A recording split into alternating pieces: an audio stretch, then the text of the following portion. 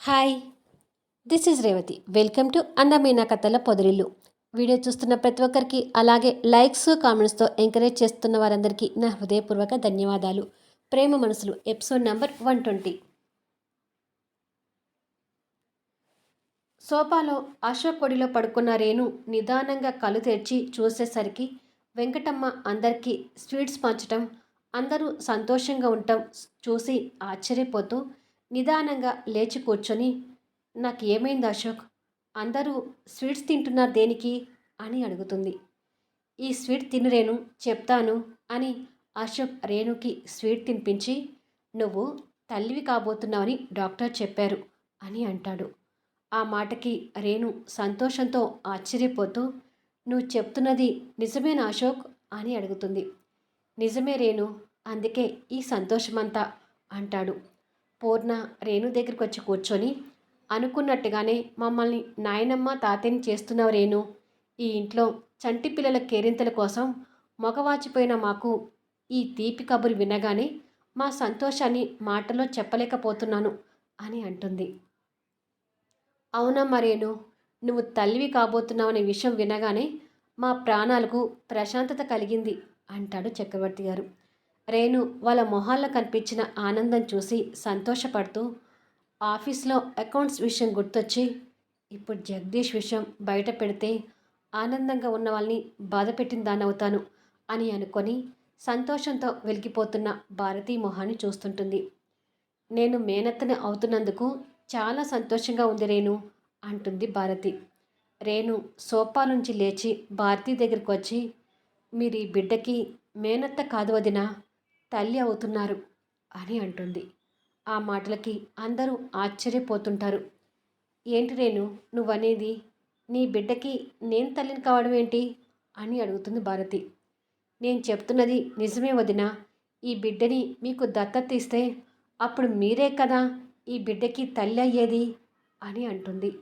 ఆ మాటకి ఇంకా అందరూ ఆశ్చర్యంతో చూస్తుంటారు. నువ్వేమంటున్నావో నాకు అర్థం కావట్లేదు రేణు అని అంటుంది భారతి. నా బిడ్డని మీకు దత్తత ఇవ్వాలనుకుంటున్నాను వదినా అని అంటుంది. అశోక్ సంతోషంతో ఆశ్చర్యంగా చూస్తుంటాడు. పూర్ణ వాళ్ళ దగ్గరికి వచ్చి, తొందరపడుతున్నావేమో రేణు, ఇలాంటి విషయాల్లో తొందరపడి నిర్ణయాలు తీసుకోకూడదు అని అంటుంది. అవును రేణు, మీ బిడ్డని నాకు దత్తత ఇచ్చి నన్ను తల్లించేయడం ఏంటి, అమ్మ అన్నట్టు ఇలాంటి విషయాల్లో తొందరపడి నిర్ణయాలు తీసుకోకూడదు అంటుంది భారతి. నేనేమి తొందరపడి ఈ నిర్ణయం తీసుకోవడం లేదు వదినా, నిజానికి ఈ నిర్ణయం ఇప్పుడు తీసుకున్నది కాదు, 2 సంవత్సరాల ముందు తీసుకున్న నిర్ణయాన్ని ఇప్పుడు చెప్తున్నాను అని అంటుంది. అశోక్ రేణు దగ్గరికి వచ్చి, 2 సంవత్సరాల ముందు ఈ నిర్ణయం తీసుకోవడం ఏంటి అని అడుగుతాడు. నేను చెప్తున్నది నిజమే అశోక్, వదినకి పిల్లలు పుట్టరని తెలిసి చనిపోవడానికి సూసైడ్ ప్రయత్నం చేసుకున్నారు కదా, ఆ రోజే మనకు పుట్టే మొదటి బిడ్డని వదినకి దత్తత ఇవ్వాలని నిర్ణయించుకున్నాను. ఆ సంఘటన తర్వాత మన జీవితాల్లో ఏవేవో జరిగిపోయి దూరమైపోయాము. ఏదైతేనేమి చివరికి మనకంతా మంచే జరిగి వదినని తల్లిని చేస్తున్నాను అని భారతి చేని తన కడుపు మీద పెట్టుకొని, నా కడుపులో ఉన్నది మీ బిడ్డ వదిన అని అంటుంది. రేణు మాటలకి భారతికి ఆనందంతో కన్నీళ్ళు వస్తుంటాయి. ఆ ఆనందంతో రేణు నాకు చేసుకొని, నీకు ఎలా కృతజ్ఞతలు చెప్పాలో అర్థం కావట్లేదు రేణు అని ఎమోషనల్గా ఫీల్ అవుతుంటుంది. చక్రవర్తి గారు పూర్ణ కూడా భారతి ఆనందాన్ని చూసి సంతోషపడుతుంటారు. వదిన మర్దల మధ్య కృతజ్ఞతలేంటి వదిన, ఇంకెప్పుడు అలా మాట్లాడొద్దు అంటుంది రేణు. చక్రవర్తి గారు చెమ్మగిలుతున్న కళ్ళతో చూస్తూ, చిన్నపిల్లల అల్లరిగా కనిపించే నువ్వు ఇంత పెద్ద మనసుతో ఆలోచిస్తావని ఎప్పుడూ అనుకోలేదమ్మా అని అంటాడు. అశోక్ కూడా రేణుని గొప్పగా చూస్తూ, అవును నాన్న, నేను కూడా రేణులో మరో కోణాన్ని కొత్తగా చూస్తున్నాను అని అంటాడు. వెంకటమ్మ వాళ్ళ మధ్యకి స్వీట్ తీసుకొచ్చి, ఈ శుభ సమయంలో వదిన మరదలు ఒకరికొకరు స్వీట్స్ తినిపించుకోండమ్మా అని అంటుంది. అలా వదిన మరదలు ఇద్దరు స్వీట్ తినిపించుకొని సంతోషపడుతుంటారు. కొద్దిసేపు ఇలా మాట్లాడుకున్న తర్వాత రేణు బెడ్రూమ్లో డ్రెస్సింగ్ టేబుల్ దగ్గరికి వచ్చి చేతికున్న వాచ్ని తీస్తూ, అసలు జగదీష్ అన్ని కోట్ల రూపాయలకు ఎలా ఫ్రాడ్ చేయగలిగాడు? జగదీష్ మంచివాడని వదిన అనుకుంటుంది. జగదీష్ కంపెనీ డబ్బు దొంగిలించాడని వదినకి తెలిస్తే ఎలా ఫీల్ అవుతుంది? పాపం వదినను చూస్తుంటే ఈ విషయం బయట పెట్టాలనిపించడం లేదు అని బాధపడుతుండగా అశోక్ వచ్చి తనని వెనక నుండి హక్ చేసుకొని మిర్రర్లో నుంచి తాను చూస్తూ, ఇంత మంచిదానివి ఏంటి నువ్వు అని అంటాడు.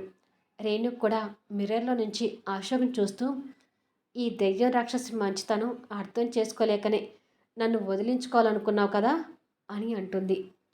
ఆ మాటలు అంటున్నప్పుడు రేణు మొహంలో ఉన్న బాధ అశోక్కి స్పష్టంగా తెలిసి తనని ఎదురుగా తిప్పుకొని తన కళ్ళలోకి అభిమానంగా చూసి తనని ప్రాణంగా గుండెలకు హత్తుకొని, అవునే, నీ మంచితనం అర్థం చేసుకోలేకనే నిన్ను కాదనుకొని 2 సంవత్సరాలు దూరంగా ఉన్నాను అని అంటాడు.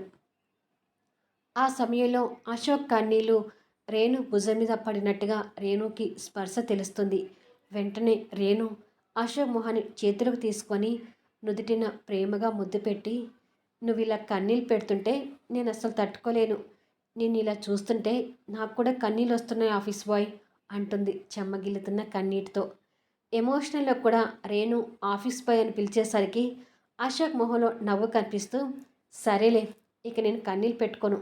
అయినా ఈ సమయంలో నువ్వు అసలు కన్నీళ్ళు పెట్టకూడదు, చాలా జాగ్రత్తగా ఉండాలి. నాకు తెలిసి నువ్వు ఆఫీస్కి కూడా వెళ్లకుండా ఇంట్లోనే ఉంటే కరెక్టేమో అని అంటాడు.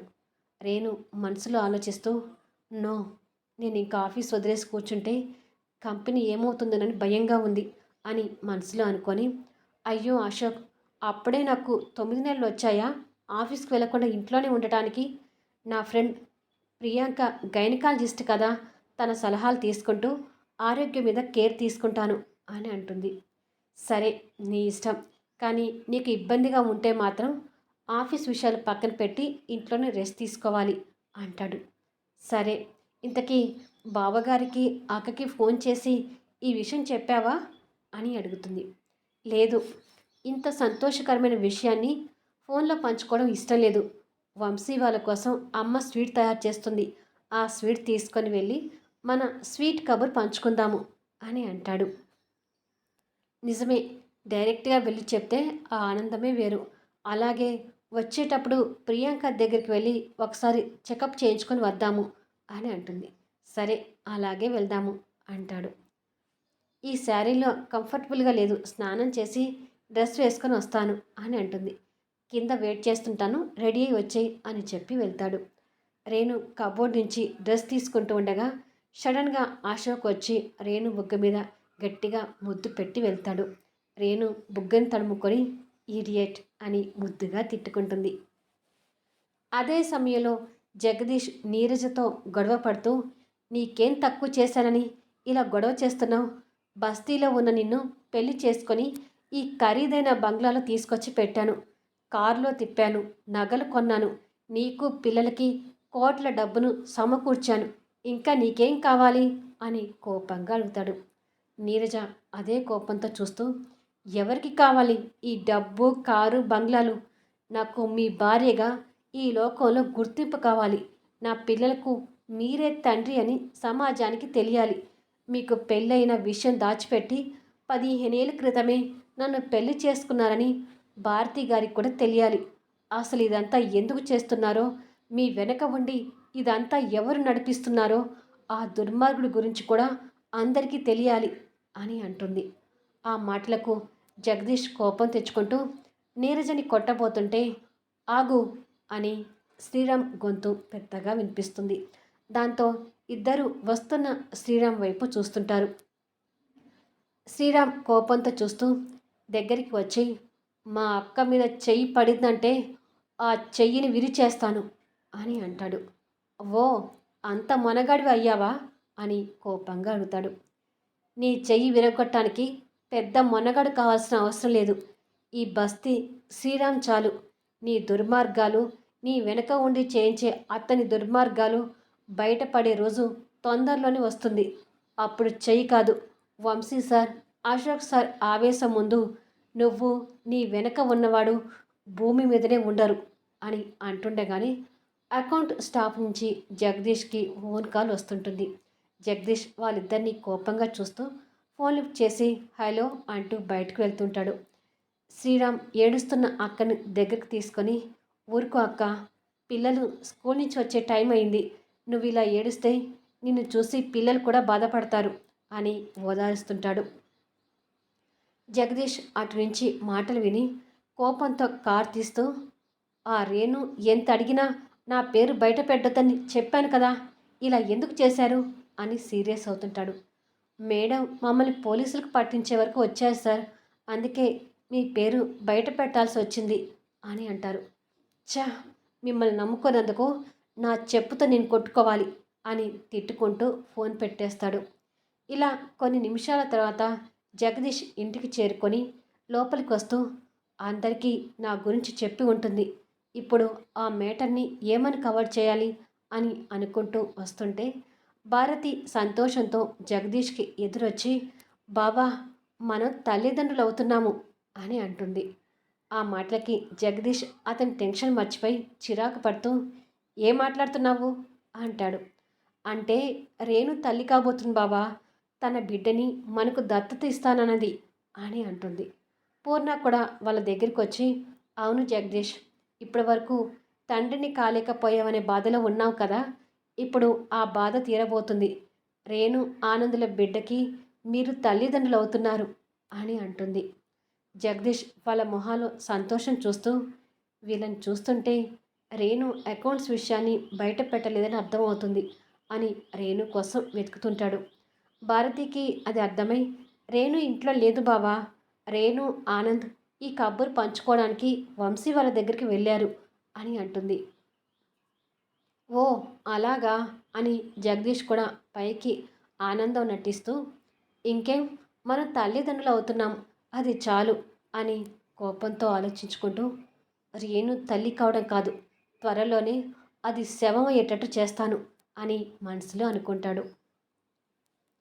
పూర్ణ పంపించిన లడ్డూని వంశీ తింటూ సో మా పిల్లలతో ఆడుకోవడానికి చిన్న దెయ్యం రాక్షసి రాబోతుందన్నమాట అంటాడు. అవును ఫ్రెండ్, బింకు మొదటి పుట్టినరోజు వచ్చేసరికి మా చేతిలో బాబునో పాపనో ఉంటారు అంటాడు ఒడిలో ఉన్న బింకుని ముద్దు చేస్తూ. రేణు ఒడిలో కూర్చొని లడ్డు తింటున్న పింకీతో మాట్లాడుతూ నీకు తమ్ముడు కావాలా చెల్లి కావాలా పింకీ అని అడుగుతుంది. నాకు తమ్ముడు ఉన్నాడు కదా పిన్ని, ఇప్పుడు చెల్లి కావాలి అని అంటుంది. దివ్య నవ్వుతూ పింకీని అడగటం కాదే, నీకెవరు కావాలో చెప్పు, కూతురు పుట్టాలా కొడుకు పుట్టాలా అని అడుగుతుంది. నాకు ఇద్దరు కావాలక్క, ఒక బాబు ఒక పాప కవలలుగా పుట్టాలని కోరిక, అలా పుడితే వదినకి ఒక బిడ్డనిచ్చి నేను ఒక బిడ్డను పెంచుకుంటాను, కానీ కవలలు పుట్టడం అనేది మన చేతిలో లేదు కదా, వదిన జగదీష్కి పిల్లలు లేరు కాబట్టి మొదట ఎవరు పుట్టినా ఆ బిడ్డని వదిన వాళ్ళకి ఇస్తాను అని అంటుంది. జగదీష్ నిజస్వరూపం గురించి పూర్తిగా తెలియని రేణు అలా మాట్లాడేసరికి వంశీ దివ్య ఒకరినొకరు ఇబ్బందిగా చూసుకుంటారు. తిరిగి దివ్య మాట్లాడుతూ భారతికి నీ బిడ్డని దత్తత ఇస్తానడం మంచి నిర్ణయం రేణు, పాపం భారతి గారు ఆ బిడ్డను చూసైనా గుండె నిబ్బరంతో బతకాలి అని అంటుంది. ఆ మాటకి రేణు అశోక్ కాస్త ఆశ్చర్యంతో చూస్తుంటారు. వాళ్ళ ఆశ్చర్యాన్ని గమనించిన దివ్య వెంటనే మాట తిప్పుకుంటూ అదే భారతి గారికి పిల్లలు లేక బాధపడుతున్నారు కదా, అందుకే అలా అన్నాను అంటుంది కవర్ చేస్తూ. వంశీ కూడా కవర్ చేస్తూ అదే ఫ్రెండ్, భారతి గారు మీ బిడ్డని చూసైనా తనకు పిల్లలు పుట్టలేదనే బాధ నుంచి బయటపడాలని దివ్య అభిప్రాయం అని అంటాడు. ఓ అలా అంటున్నారా అని అశోక్ రేణు వాళ్ళ ఆశ్చర్యానికి సమాధానం దొరికినట్టుగా ఉండిపోతారు. అన్నట్టు అక్క, ఆ మర్డర్ గురించి అదే నిన్ను చంపాలని చూశాడు కదా, దాని గురించి ఏమైనా తెలిసిందా, నిన్ను చంపాలని చూసిన ఆ క్రిమినల్ గురించి పోలీసులు ఏమైనా కనిపెట్టారా అని అడుగుతుంది. ఆ మాటలు వినగానే వంశీ దివ్యకు ఏం చెప్పాలో అర్థం కాక తడబడుతుంటారు. అశోక్ వాళ్ళ తడబాటుని గమనిస్తుంటాడు. అసలు నేను చంపాల్సిన అవసరం ఎవరికి ఉందక్క అని అడుగుతుంది. దివ్య అంతే తడబడుతూ ఎవరికి ఉందంటే ఏం చెప్పను, దారిని పోయే దొంగ నా మెడలో గొలుసుని దొంగిలించాలని చూశాడు. ఆ క్రమంలోనే నన్ను చంపాలని చూశాడు అని అంటుంది. అశోక్ వాళ్ళిద్దరినీ గమనిస్తూ, డౌట్ లేదు, వంశీ దివ్య ఆ మర్డర్ విషయం గురించి ఏదో దాస్తున్నారు. కానీ దాయాల్సిన అవసరం ఏంటి? అది కూడా నా దగ్గర దాయాల్సిన అవసరం ఏంటి అని అనుకుంటాడు మనసులో. మరి కొద్దిసేపటికి హాస్పిటల్లో డాక్టర్ ప్రియాంక రేణుని చెకప్ చేస్తూ, నేను చెప్పినట్టు మంచి ఫుడ్ మెడిసిన్ తీసుకుంటే పండంటి బిడ్డకు జన్మనిస్తావు. అలా కాదని ఎప్పుడు ఫ్రై చేసిన లెగ్ పీసెస్ తిన్నావనుకో లోపల బిడ్డకి తగినన్ని పోషకాలు అందక ఇబ్బంది పడతావు అని అంటుంది. అలాంటి ఛాన్స్ లేదులే ప్రియాంక, ఫ్రై ఐటమ్స్ పూర్తిగా అవాయిడ్ చేయించి హెల్తీ ఫుడ్ తినేలా చూస్తాను అంటాడు అశోక్. మంచిది సార్, ఇది మొండిది, చెప్తే తొందరగా వినే రకం కాదు. మీరే దగ్గరుండి దానికి టాబ్లెట్స్ వేయాలి. ఏదైనా ప్రాబ్లం ఉంటే ఎనీ టైం నాకు ఒక కాల్ చేయొచ్చు. నువ్వు ఆఫీస్కి వెళ్తున్న ఆరోగ్య విషయంలో జాగ్రత్తగా ఉండాలి రేణు అని జాగ్రత్తలు చెప్తుంది. ఇలా కొద్దిసేపు తర్వాత, సరేనే ఇక వెళ్తాము, ఏదైనా ఇబ్బందిగా ఉంటే కాల్ చేస్తాంలే అని చెప్పి అశోక్ రేణు వెళ్ళిపోతారు. తర్వాత ప్రియాంక పక్క నిలబడ్డ సిస్టర్ని చూసి, ఇంకెవరైనా పేషెంట్స్ ఉన్నారా సిస్టర్ అని అడుగుతుంది. లేరు డాక్టర్, అందరూ అయిపోయారు అని అంటుంది. ఓకే, టైం 10 అవుతుంది, ఇక నేను కూడా వెళ్తాను అని టేబుల్ మీదున్న మెడిసిన్స్కి సంబంధించిన బుక్ని తీసుకెళ్ళి తన పర్సనల్ కబోర్డ్లో పెట్టుకుంటూ ఉండగా ఒక రిపోర్ట్ ఫైల్ కింద పడుతుంది. ప్రియాంక ఆ ఫైల్ తీసుకొని ఓపెన్ చేసి చూసి భారతికి ట్రీట్మెంట్ చేసింది గుర్తు తెచ్చుకొని, పాపం ఈవిడ ఎవరో మళ్ళీ కనిపించనే లేదు, అసలు ఈ పాటికి ఈవిడ బతికి ఉందో లేదో కూడా అనుమానమే, ఇక ఈ రిపోర్ట్స్ ఉంచడం కూడా అనవసరమే అని అనుకొని ఫైల్ని అక్కడున్న టేబుల్ మీదకి నిర్లక్ష్యంగా పడేస్తుంది. ఆ తర్వాత ఏం జరుగుతుంది అనేది నెక్స్ట్ వీడియోలో చూద్దాం. ఈ వీడియోపై మీ అభిప్రాయాలు తెలుపుతూ కామెంట్స్ ఇవ్వండి. అలాగే లైక్స్ ఇచ్చి ఎంకరేజ్ చేయండి.